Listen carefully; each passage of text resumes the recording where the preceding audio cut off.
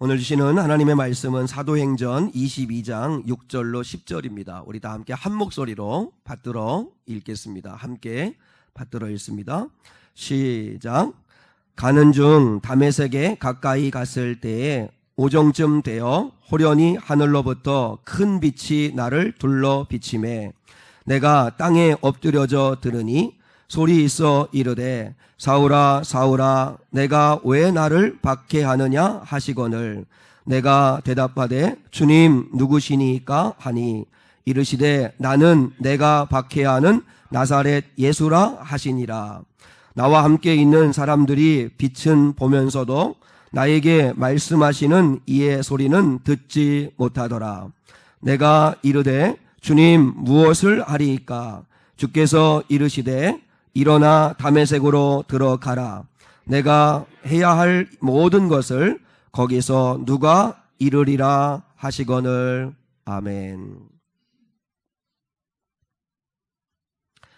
예수님을 만난 사람이 맺는 열매, 예수님을 만난 사람이 맺는 열매라고 하는 제목 가지고 함께 말씀을 나누겠습니다.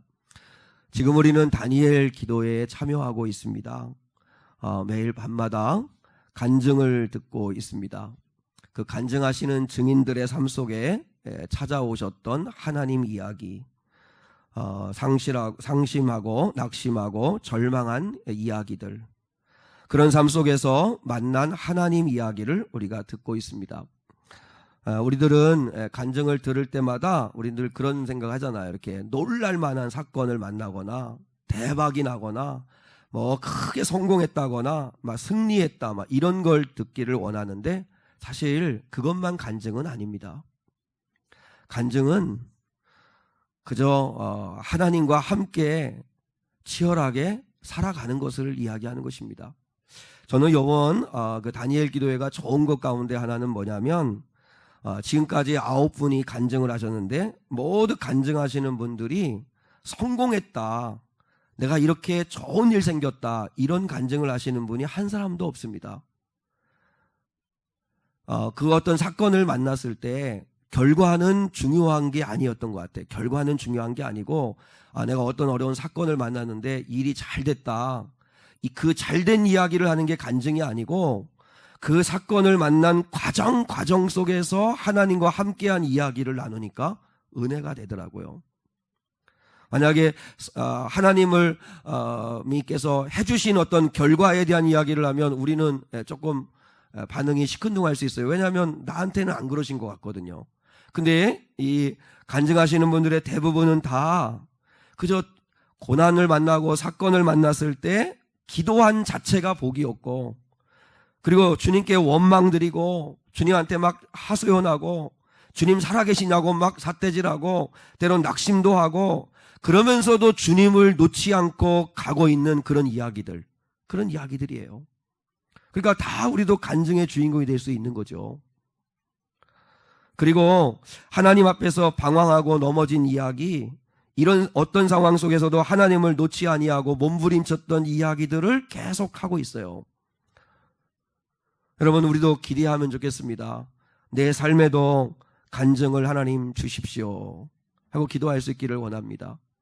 사실 제가 이렇게 생각해 보면 그분들이 겪은 고난이나 일상생활하면서 우리들이 겪는 고난이나 별반 차이가 없습니다. 그럼에도 불구하고 그들은 주님과 함께 그 사건을 씨름하며 가더라는 거죠. 그리고 간증하면 우리는 막 10년 전에 받은 은혜, 예수님 처음 믿을 때 만났던 그 하나님 이야기 하는데, 그런 간증 말고 이들이 하는 간증은, 아니 우리가 해야 될 간증은 뭐냐면 어제 만난 하나님, 그리고 지금도 내 곁에서 여전히 함께하고 계시는 하나님 이야기를 해야 합니다. 그 하나님을 이야기해야 합니다. 1년 전, 10년 전, 30년 전에 예수 믿고 은혜 받은 이야기해야 무슨 소용이 있어요. 지난 주간에 만난 하나님, 그리고 지금도 여전히 나와 함께 하시는 하나님, 내가 실망했을 때는 실망한 모습 그대로 내 곁에 계시고, 또 낙심하면 낙심한 대로, 또 기쁜 일 생겨서 감사하면 감사하는 그 모습 그대로 나와 함께 하시는 그 주님을 간증할 수 있다면 얼마나 좋을까 하는 생각을 하게 됩니다. 사랑하는 여러분, 상처와 아픔들이 얼마든지 있지만 이분들은 다 그 상처와 아픔을 주님 안에서 별이 되게 한 사람들입니다.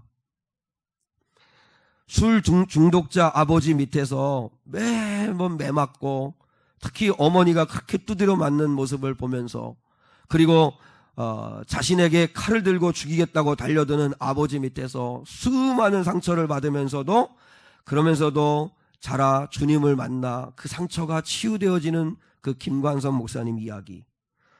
오늘 밤에 간증의 주인공으로 나오는 교회 오빠 이관희 집사, 그 막 욥이 당한 고난같이 수많은 고난 속에서도 그래도 주님을 붙들고 나가 주님의 뜻을 깨달으려고 치열하게 싸워가는 오은주 집사님의 이야기. 뇌성마비 환자인 자기를 조금씩 치유하셔서 하나님을 의지하게 하시고, 그리고 그 힘든 멕시코에서 선교하게 하시는 박수영 선교사님 이야기. 지독한 가난과 열차 사고로 인해 가지고 한쪽 팔 한쪽 다리를 그 기차의 레일에 그 잘려 가지고 그 고통스러운 상황 속에서 탈북해 가지고 지금 탈북민들의 인권과 이 통일을 위해서 애쓰고 있는 지성호 대표의 이야기. 다 보면, 자 보세요, 우리 주변에도 다리 잃고 팔 잃고 사고 만나는 사람들 있어요. 우리 안에도 가난 때문에 힘들어하는 사람이 있고요, 부모님 때문에 심한 상처 받아가지고 그게 상처가 되어가지고 힘들어하신 분도 있고요. 다 우리 안에도 보면 비슷한 사건 사고를 다 만났는데, 이 간증의 주인공과 우리의 차이가 뭐냐면, 결국 그들은 그 상처와 아픔과 사건 속에서 결국은 주님을 만나더라는 거예요. 주님을 만나더라는 거예요. 그러니까 상처가 그대로 상처로 남아있고, 그 상처가 결이 될 수 있는 건 결국 주님을 만나느냐 만나지 않느냐의 문제예요. 다 우리도요, 어려움이 있어요. 다 우리도 질병 겪고, 가족의 어려움 있고, 상처 있고, 아픔 있고, 다 있는데 그 상처를 그대로 상처로 남겨놓지 말고, 예수 안에서 치열하게 야곱이 하나님과 씨름하듯이 울부짖기도 하고 원망하기도 하고 금식하기도 하고 잠 못 이루면서 부르짖기도 하고, 그러면서 결국은 찾아오시는 주님을 만나서, 그래서 그 주님을 간증하는 사람들이 되더라고요. 저는 우리 사랑하는 성도들이 그런 성도들 될 수 있기를 축복합니다. 오늘 본문은 바울의 간증입니다. 사실 우리는 바울의 간증을 이렇게 들으면, 바울이 오정쯤에 길을 가는데 갑자기 하늘에서 큰 빛이 비쳐가지고, 그래서 사흘 동안 눈이 멀고, 그리고 주님이 나타나셔가지고 네가 왜 나를 박해하느냐 이러면서 주님 만나고 난 다음에 변화된 이야기라서, 바울하고 내가 경험한 거하고는 차원이 틀리네, 이렇게 생각할 수 있습니다.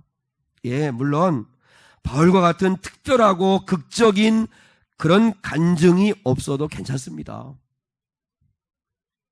다만 나도 주님을 만났는가, 주님을 만났다면 나에게는 어떤 열매가 있는가, 이렇게 교회를 다니는데, 그리고 주님의 이야기를 늘 듣는데 나는 어떤 주님과 함께하는 이야기가 있는가 하는 그것을 우리가 오늘 점검하면 좋겠다는 것입니다.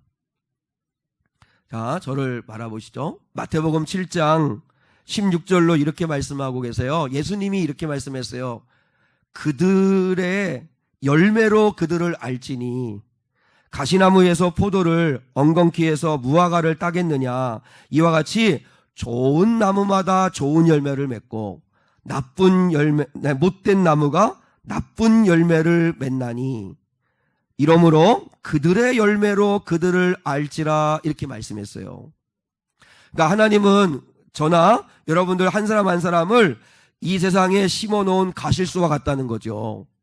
다 이 땅에 심어놓았는데 하나님이 우리를 보시는 건 열매로 보고 판단하신다는 거예요. 아무리 나무가 잘생기고 아무리 하늘을 향해서 쭉쭉 뻗어 있어도 잎만 무성하고 열매는 하나도 맺지 못하면 그는 못된 나무고, 좋은 나무는 비록 나무가 시원찮게 생기고 키도 작고 그렇게 생겼을지 몰라도 풍성한 열매를 맺으면 그 나무는 좋은 나무다. 그래서 주님이 말씀했어요. 예수를 믿는 사람들은 어떻게 알 수 있냐면 열매로 보고 알 수 있는 거예요. 열매를 보고 알 수 있다. 오늘 예배하시는 분들 가운데 이미 예수님을 만나신 분들이 있어요. 이미 예수님을 만나신 분들은 이 문제를 한번 돌아보셔야 돼요. 나는 예수님을 만났는데 어떤 열매가 맺어지고 있나? 나는 예수님을 만나서 어떤 간증이 있나? 뭐 대단한 간증을 말하는 거 아니에요. 그리고 혹시 아직 여기 예배하는 분들 가운데 아직 주님을 인격적으로 만나지 못하신 분들, 그분들은 소원을 가지셨으면 좋겠어요. 간절한 소원. 나도 주님을 만나보고 싶다. 나도 주님을 만나 아름다운 간증의 주인공이 되고 싶고 내가 만난 주님에 대한 이야기를 할 수 있었으면 좋겠다. 이런 마음의 소원을 품을 수 있기를 주님의 이름으로 축복합니다. 오늘 보면은 바울의 간증인데 왜 바울이었을까 생각을 해보았습니다. 왜 바울이었을까? 하나님이 왜 많고 많은 사람 가운데 바울을 만나셨을까를 생각해 보았습니다. 여러분, 사도 바울은 믿어도 진짜 뜨겁게 믿는 사람이었습니다. 뜨겁게. 그러니까 잘못 믿어서 그렇지, 지금 예수를 만나기 전에 이 사도 바울은 잘못 믿어서 그렇지 그리스도인들을 핍박하는 게 그게 하나님을 위하는 일이라고 생각을 하고 그렇게 열심히였어요. 물불을 안 가리고 그렇게 열심히 기독교인들을 핍박하는 일을 해요. 그러니까 하나님이 보실 때 바울을 선택하신 이유는 뭐냐면 저거는 방향만 바꿔놓으면 그러면 큰 사역자가 되고 사명자가 되겠다 하는 생각을 한 거예요. 왜냐하면 바울은 방향이 틀린 거지 그의 믿는 태도는 누가 보아도 본받을 만했습니다. 열심이었습니다. 열심이었습니다. 제가 설교를 듣는데 조정민 목사님이라는 분이 옛날에 MBC 앵커도 하신 분인데 그분이 그런 말을 했습니다. 신앙의 반대말은 한번 따라 볼래요? 신앙의 반대말은 건성이다. 뭐 신앙의 반대말이 불신이 아니고 이분이 얘기했어요. 신앙의 반대말은 건성이다. 여러분, 제일 믿음의 태도 가운데 안 좋은 게 건성 믿는 겁니다. 여기도 내가 일으킬 수 있어요. 건성 믿는 사람들. 믿는 것 같기도 하고 안 믿는 것 같기도 하고 예수를 아는 것 같기도 하고 아닌 것 같기도 하고 옛날에 개그 콘서트에 같기도 있었죠. 그렇죠? 그런 것 같기도 하고 아닌 것 같기도 하고 주님을 만난 사람 같기도 하고 어느 때는 아닌 것 같기도 하고 애매하게 믿는 거. 그 주님이 쓰실 수가 없다는 거예요. 바울같이 잘못 믿어서 그런 사람은 방향만 돌려놓고 제대로만 만나면 똑같은 열심을 가지고 죽도록 충성하는 거예요. 근데 건성 믿는 게 제일 나쁘다는 거죠. 라오디게아 교회 있잖아요. 요한계시록에 보면 소아시아의 7교회 가운데 마지막 교회가 라오디게아 교회인데 문제가 제일 많잖아요. 칭찬은 하나도 없고 책망만 있는 교회인데, 그런데 라오디게아 교회처럼 믿지 말라는 거 아니에요? 뭐죠? 미지근하게 믿지 말라는 거예요. 미지근하게. 너는 왜 차든지 뜨겁든지 하지 않고 미지근하냐? 내가 내 입에서 너를 토하여 내리라. 우리가 미지근하게 믿는 게 문제라는 거예요. 미지근하게 믿는 거. 왜 미지근하게 믿는 신앙생활 하는 사람들이 많을까요? 그래서 우리 상한 성도들은, 저는 우리 성도들이 무엇보다 정말 아직 주님을 예전에는 만났는데 지금 다시 뜨겁게 만나지 못한 첫사랑을 잃어버렸다면 다시 그 첫사랑을 회복하고자 하는 마음 가지고 주님을 사모하는 저와 여러분이 될 수 있기를 축복하고 다시 주님을 만나야 합니다. 아니, 우리는 사실 저를 포함해서 다 주님을 만나야 합니다. 다시 뜨거워지고 다시 열정이 회복돼야 되고 다시 주님을 향한 그 마음이 뜨거워지게 될 수 있기를 주님의 이름으로 축복합니다. 사랑하는 여러분, 오늘 바울이 주님을 만났습니다. 주님을 만나는 길은 사모하는 길밖에 없습니다. 주님 만나 주십시오. 만나 주십시오. 건성으로 만나려고 하지 말고, 건성으로 예배하고 건성으로 찬양하고 하지 마시고 정말 열정을 다해. 한번 생각해 보세요. 여러분이 돈 하나도 벌려고 하면 얼마나 열심히 돈을 벌어요. 자존심 다 내버리고 물불을 안 가리고 아침부터 밤늦게까지 돈을 위해서 열심히 살잖아요. 학위를 위해서, 아니면 취업을 위해서, 아니면 성공하기 위해서, 취직하기 위해서 얼마나 열심히 살아요. 저는 우리 영준이 직장생활 하는데 얼마나 열심히 하는지 몰라요. 그러다가 난 건강 상할까 봐 너무너무 걱정되는데 하여튼 열심히 해요. 열심히. 근데 그렇게 하지 않습니까? 왜요? 그래야만 뭔가 이루어낼 수 있는 것처럼 똑같이 주님을 만나려고 하면 그렇게 해야 합니다. 근데 주님을 어떻게 건성으로 만날 수 있어요? 그래서 좀 기도하시고 주님을 만나기를 좀 사모하시고 애타는 마음을 가져보시라는 거죠. 그래서 우리 모두가 주님을 만날 수 있어야 합니다. 주님 만나는 통로는 예배입니다. 그래서 다니엘 교회에도 와보시고 기도하시고 주님을 사모하시라는 거죠. 주님은 살아계시기에 사모하는 자에게 반드시 만나 주십니다. 반드시 만나 주십니다. 오늘 바울이 주님을 만나고 난 다음에 맺은 열매가, 제가 설교를 준비하면서 22장의 말씀을 가지고 설교를 준비하는데 바울이 맺은 열매가 4가지더라고요. 근데 이 4가지를 다 할 수는 없어서 오늘은 한 가지만, 착하죠? 오늘 한 가지만 나누려고 합니다. 한번 더 하겠습니다. 바울이 주님을 만나서 맺은 열매는 묻는 인생이 되었습니다. 자, 예수를 만나고 난 다음에 바울이 주님에게 2가지 질문을 합니다. 2가지 질문. 오늘 우리가 읽은 본문의 말씀에 나오는데 첫 번째는 8절입니다. 자, 8절 한 번만 다 같이 읽으실게요. 자, 8절 시작. 내가 대답하되 주님 누구시니까 하니 이르시되 나는 내가 박해하는 나사렛 예수라 하시더라. 주님을 만나고 난 다음에 사도 바울이 제일 먼저 물은 질문이 뭔지 아세요? 주님 누구십니까? 주님 당신은 누구십니까? 오늘 우리 예배하는 우리 사랑하는 성도들이 이 문제의 답을 얻으셨는지 모르겠어요. 그래서 사랑하는 성도들에게 주님은 누구세요? 교회 가면 맨날 목사님이 맨날 그냥 막 악을 쓰면서 막 계속 이야기하고 예수 믿어야 된다 그러고 막 이야기하는데 도대체 그 예수가 누구신가?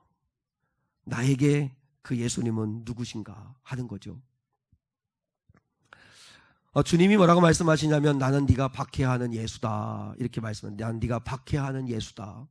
사실 사도 바울은 생전에 예수님을 만난 적이 한 번도 없어요. 근데 좀 이상하잖아요.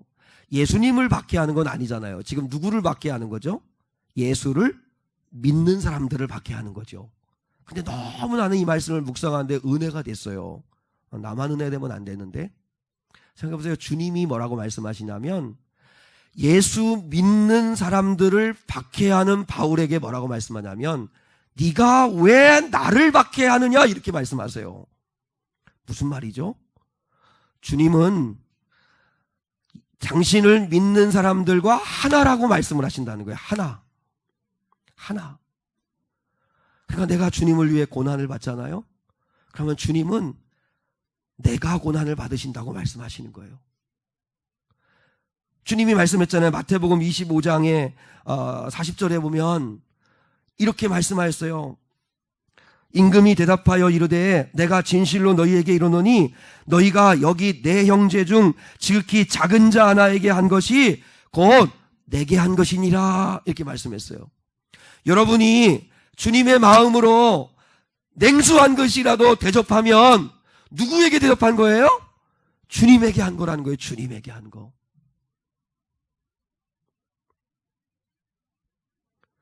주님은 주님에게 한 것이에요. 근데 생각해 보세요. 그러면 내가 누군가를 미워하면 그러면 주님을 미워하는 게 될 수도 있다는 거예요.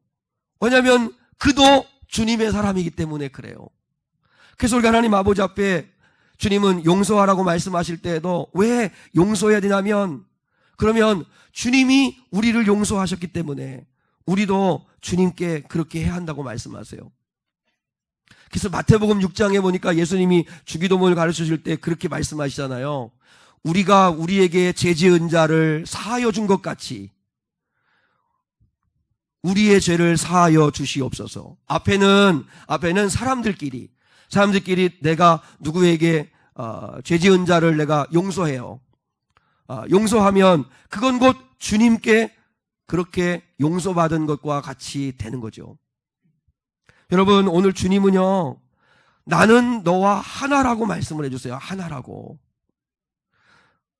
여러분이 주님의 마음을 가지고 교회를 섬기시잖아요. 그러면 주님은 나에게 한 거라고 말씀해 주세요. 나에게 한 거라고. 여러분이 다른 믿음이 약한 성도들을 섬겨주잖아요. 섬겨주면 주님은 내게 한 거라고 말씀하세요. 내게 한 거라고. 죽게 한 거라고 말씀을 하세요. 그러니까 우리가 사랑할 수도 있고요. 용서할 수도 있고요. 그리고 희생할 수도 있는 거예요. 누구에게 한 거니까요? 주님에게 한 거니까요. 주님에게 한 건데 주님이 설마 입 닦으시겠어요? 모른다고 하시겠어요? 그래서 그 주님이 왜 네가 나를 박해하느냐 이렇게 말씀하세요. 그러니 지금 바울에 의해 가지고 박해를 받고 있는 그리스도인들이 이 말씀을 들었을 때 얼마나 은혜가 됐을까요? 그렇구나. 내가 지금 예수님을 믿음으로 박해를 받고 있는데, 어려움 받고 있는데, 고난 받고 있는데, 그래도 주님 붙들고 있는 나를 주님이 보실 때, 그래, 내가 고난 받는 거야. 내가 다 알아. 너는 나와 하나야. 이렇게 말씀하여 주신다는 거죠. 그리고 계속 보세요. 주님이 나는 네가 박해하는 예수다 할 때 무슨 예수라고 말씀하시죠? 나는 네가 박해하는 무슨 예수? 나사렛 예수다. 왜 예수님이 바울에게 이 말을 했을까요? 하고 많은 말 가운데 나는 네가 박해하는 나사렛 예수다 이렇게 말씀했을까요? 이 말은 바울이 예수님을 박해한 이유가 나사렛 예수라는 이유 때문이었습니다. 나다나엘도 빌립이라고 하는 친구가 친구 나다나엘아, 내가 메시아를 만났어. 내가 구약에 예언돼 있고 선지자들이 예언한 메시아를 만났어. 너무너무 좋다. 그분이 누군데? 나사렛 예수야. 요셉의 아들 나사렛 예수야. 에이, 웃기지 마라. 나사렛에서 무슨 선한 것이 나올 수 있겠느냐 이러면서 시큰둥하고 비아냥거렸잖아요. 처음에요. 그런 것처럼 바울도 나사렛 예수를 구원자라고 믿고 나사렛 예수를 증거하는 그리스도인들을 용서할 수 없었던 거예요. 왜냐하면 어떻게 나사렛 예수가 메시아가 될 수 있냐는 거예요. 보세요. 바울은 구약계나 아는 사람이에요. 바울은 가말리엘 문화생이거든요. 가말리엘 문화생은 아무나 못 돼요. 아무나 못 되는데 가말리엘 문화생이 되려면 그러면 그 어린 유치원 나이 때 7, 8살 나이가 되면 구약의 그 모세 오경 5권을 히브리어로 통째로 암송하는 아이들이 가말리엘 문화생이 된대요. 꿈도 못 꾸죠? 우리는 그렇게 똑똑하고 그렇게 구약을 많이 아는 사람이에요. 사도 바울이. 그런데 아무리 생각해도 자기는 나사렛 예수는 아니라 이거예요. 나사렛 예수는. 근데 사실 몰라서 그렇죠. 이왕이면 예수님이 많은 사람들이 믿을 수 있도록 베들레헴에서 나셨으니까 다윗의 고향 베들레헴 예수 이러면 많이 믿을 텐데, 그리고 예루살렘에서 십자가의 사형 선고를 받으시고 돌아가셨으니까 예루살렘 예수 이러면은 훨씬 더 많이 믿을 텐데 예수님은 굳이 나사렛 예수. 근데 구약 성경에 나사렛이라는 말이 없는 거지. 나사렛이라고 하는 말과 같은 어근을 가지고 있는 게 이사야 9장에 보면 이는 다윗의 후손에서 한 가지가 나리니 하는 예수님의 탄생을 예언하는 말씀이 나오는데 그 한 가지가 나지르라는 말인데 그 나지르라는 말이 나사렛이란 말과 같은 어근에서 온 말입니다. 그리고 예수님께서도 이 땅에 나시린 오셨잖아요. 그 나시린이란 말이 네체르란 말인데 그 말도 나지르라고 하는 나사렛이라고 하는 같은 어근에서 온 말입니다. 그러니까 구약에서 나사렛이라고 하는 말이 없지 예언은 있다는 거죠. 근데 거기까지는 바울이 모르고 나사렛 예수라고 하니까 그러니까 물불을 안 가리고 나사렛 예수는 메시아 아니다. 그는 메시아 아니다. 이러면서 반대하고 예수 믿는 사람들을 잡아들이려고 그렇게 혈안이 되어서 가는 거죠. 근데 그를 예수님이 만나십니다. 만나고 나자 그 예수님에게 바울이 첫 번째 물었던 게 당신이 누구십니까? 그때 예수님이 말씀하세요. 네가 박해하는 나사렛 예수다. 그때 깨어지죠. 주님을 만나는 거죠. 우리 사랑하는 성도들에게 예수님은 누구세요? 여러분, 예수님을 누구시냐라고 고백을 할 때 우리가 반드시 두 가지 고백을 해야 합니다. 왜냐하면 그것이 예수님의 이름이기 때문입니다. 자, 한번 따라하겠습니다. 예수 그리스도. 우리가 예수님을 부를 때 예수 그리스도 이렇게 부르잖아요.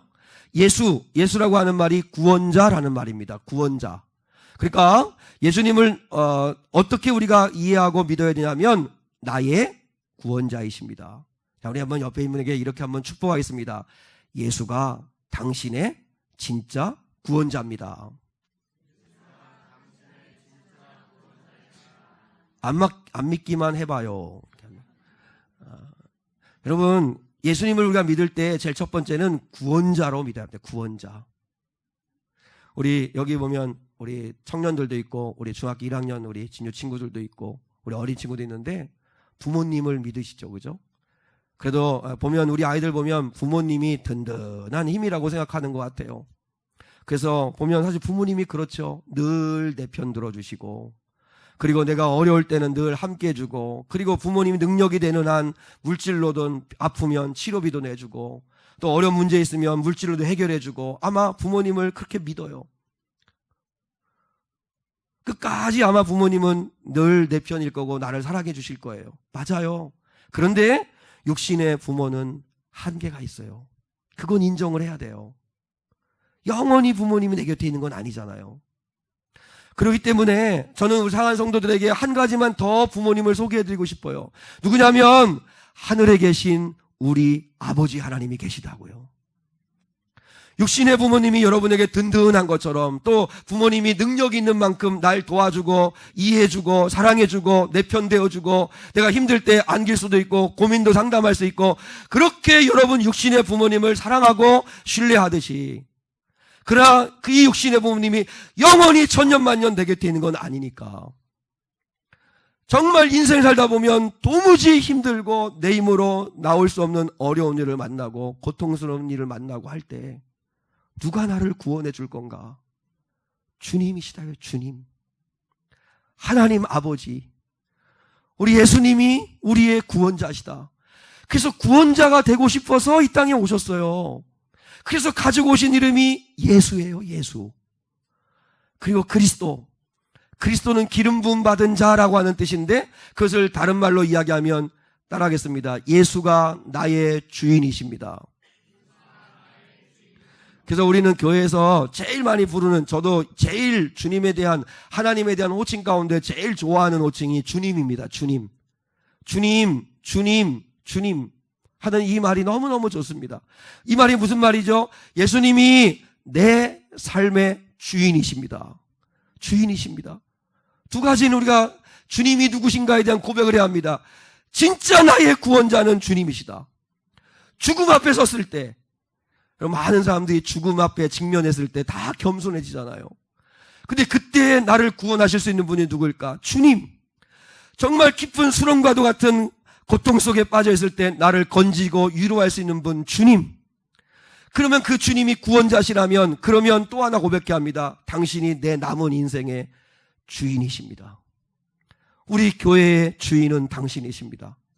내 사랑하는 우리 아이들, 이들의 주인이 당신이 되어 주십시오. 우리가 고백할 수 있어야 합니다. 예수님이 나의 주인이시다. 예수님이 나의 주인이시다. 이 고백을 꼭 할 수 있기를 주님의 이름으로 축복합니다. 그러면 예수님이 나의 구원자이시고 예수님이 나의 주님이시라면 그 주님에게 두 번째 물어야 합니다. 두 번째 질문은 10절입니다. 10절 같이 한번 읽겠습니다. 앞에만 읽으시면 됩니다. 시작. 내가 이르되 주님 무엇을 하리이까? 두 번째 질문은 무엇을 하리이까? 주님 무엇을 하리이까? 자, 제가 여러분한테 물으려고 하니까 저를 바라보세요. 자, 여러분이 주님이 예수가 나의 진정한 구원자시다. 우리 젊은 친구들은 아직은 그런 힘든 일은 만나지 않고 부모님이 웬만하면 다 해결해 주니까 잘 모르겠지만, 근데 기대하시라. 개봉박도 인생 살다 보면 부모님도 안 되는 일이 있어요. 그런 일이고 성도에게 빨리 왔으면 좋겠어요. 그래가지고 주님을 구원자로 확실하게 믿었으면 좋겠는데, 자, 주님이 구원자이심을 믿고, 그리고 내 남은 인생, 우리 교회, 이 민족, 그리고 내 자녀들, 내 모든 생명, 모든 거의 진짜 주인은 내가 아니라, 진짜 주인은 맘대로 하는 건데, 보세요. 맘대로 우리가 할 게 뭐가 있는가. 다 주님이 주인이니까 주님 마음이거든요. 주님에게 있거든요. 그래서 주님을 주님으로, 예수님을 주인으로 모셨다면 그분 앞에 겸손하게 한번 이렇게 물어보세요. 주님, 지금 내가 무엇을 하리까? 여러분에게 주님이 말씀하지 않으세요? 주님, 내가 지금 무엇을 하리까? 바울이 묻습니다. 주님, 내가 무엇을 하리까? 우리가 무엇을 해야 될까요? 어느 한 율법학자가 예수님께 와서 물었습니다. 어떤 율법사가 일어나 예수를 시험하여 이르되, 선생님, 내가 무엇을 하여야 영생을 얻으리까? 내가 뭘 할까요? 내가 뭘 할까요? 근데 예수님이 다시 물으세요. 네가 율법을 연구하는 신학 교수이고 율법을 많이 아는 사람인데 율법에 뭐라고 기록되어 있느냐? 율법에 뭘 하라고 되어 있느냐? 이렇게 말하니까 이 사람이 정답을 얘기합니다. 대답하여 이르되, 첫 번째, 내 마음을 다하며 목숨을 다하며 힘을 다하며 뜻을 다하여 주 너의 하나님을 사랑하고, 주님을 사랑하라는 거죠. 하나님 사랑하라. 두 번째, 또한 내 이웃을 내 자신같이 사랑하라 하셨나이다. 그때 예수님이 내 대답이 옳도다. 자, 주님이 나의 진짜 구원자시라면, 그리고 예수님이 내 인생의 진정한 주인이 되어주셔야 한다고 믿으신다면, 내가 주님 뭘 해야 될까요? 주님이 오늘 물으시는 첫 번째 그 답은 사랑하라입니다. 사랑하라. 어렵죠. 쉽지 않죠. 그럼에도 불구하고 주님이 그 율법학자의 입을 통해서 네 말이 옳다 말씀하셨어요. 네가 마음을 다하고 목숨을 다하고 힘을 다하며 뜻을 다하여 주 너희 하나님을 사랑하고, 건성건성으로 하나님 사랑하지 마시고, 여러분, 주님이 속지 않잖아요. 여러분이 마음의 중심도 없이 하나님을 사랑하는 척 하는데 하나님이 속으시고 복을 주시겠어요? 안 그래요. 사람도 웬만한 경험해보면 아는데, 하나님은 여러분 중심을 깨뜨려 보시는 분이신데, 그분을 건성으로 사랑하지 말고 마음과 목숨과 힘과 뜻을 다하여 사랑하시면 주님이 왜 모르시겠어요? 그리고 내 이웃을 내 자신같이 사랑하라. 그 사람이 의로워 보이려고, 그러면 주님 내 이웃이 누구입니까? 이렇게 이야기하면서, 그래서 그때 선한 사마리아인 비유를 하시는 거잖아요. 강도 만난 자를 이렇게 도와주는 이 이야기 하시죠. 내 이웃을 내 자신같이 사랑해라. 사랑이 뭐죠? 사랑이 뭘까요? 성경에 있습니다. 성경을 가면 다 답이 있습니다. 고린도전서 13장 4절 말씀부터 사랑의 15가지인가요? 요소가 있습니다. 사랑은 제일 첫 번째, 오래 참고, 참아주는 거죠. 자기 자신에 대해서 좀 참아주세요. 좀 마음에 안 드는 구석이 있어도. 특히 우리 부모님들은 한결같이 우리 아이들을 참아주는 거잖아요. 10대, 20대 때 철부지 같고 어린아이 같아도 또 그런 기대가 있잖아요. 지금은 여러분이 믿음이 없고 예배 시간에 말씀을 잘 다 이해 못해도, 그래도 장차 믿음의 아이가 될 거라고 믿고 기대하고, 그리고 기다려주고 참아주는 거죠.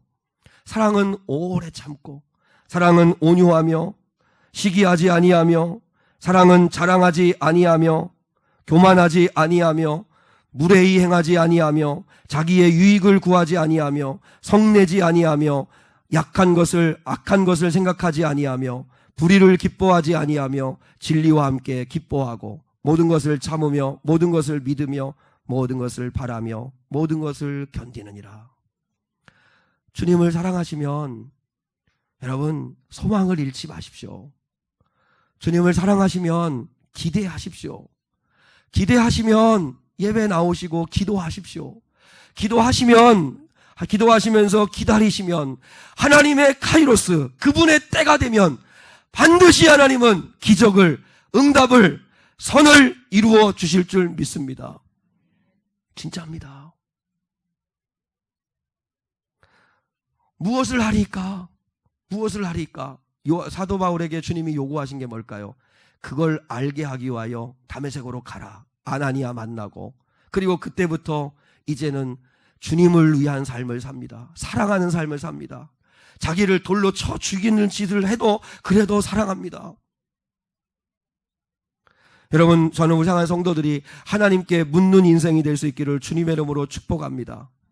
묻지 않아서 실패한 인생이 사울입니다.